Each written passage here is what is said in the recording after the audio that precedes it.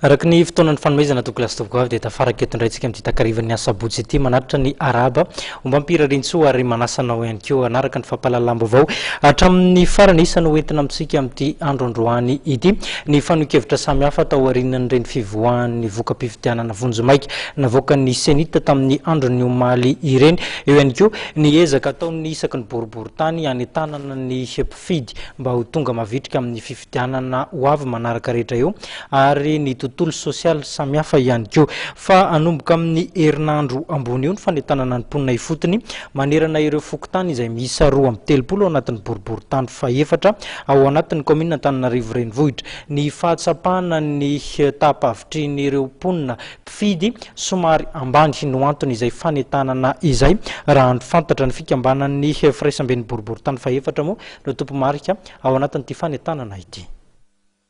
Raha mahery ny 5 arivo sy rahetsy no isan'ireo mpifidy eo anivon'ny boriborintany faefatra ny commune Antananarivo renivohitra dia ny 5,900 monja amin'ireo no voasoratra anarana atao anatin'ny lisitra mpifidy izany hoe mpifidy miisa dia 7,707 alina.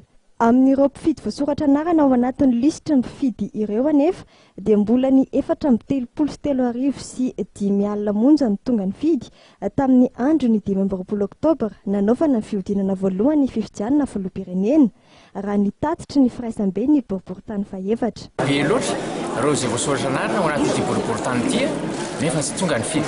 Araka ny voalaza teo dia natratra 87,000 zany ireo fidy voasoratra anarana. Rehefa kosa dia 53,000 foana monja ny tonga.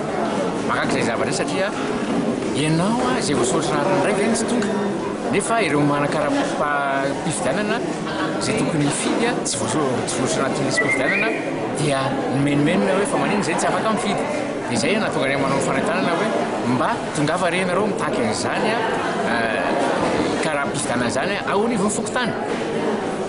Mitaky an'izany ary zoanareo no mifidy mitondra karapanareo dia afaka mifidy. Eo ihany koa ilay vatomaty sy ny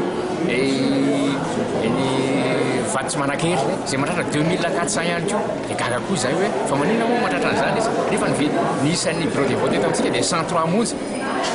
Izany hoe efa 400 mahery zany ny isan'ireo vatomaty sy ny vato tsy manan-kery. Nanapa-kevitra ny ijoro ny firaisambe ny boriborintany faefatra nampiofana sy nanentana ireo délégué ny kandida sy mpikambana eo anivon'ny boriborintany eo anivon'ity boriborintany ity androany teto amin'ny tranopokon'olona ouest Mananjara. Manomboka amin'ny herinandro avy io araka izany dia anentana manerana ireo fokontany 30 ity firaisambe ny boriborintany faefatra ity anentanana ny olona mba hifidy sy ampiditra ny anarany ao anatin'ny lisitry ny mpifidy.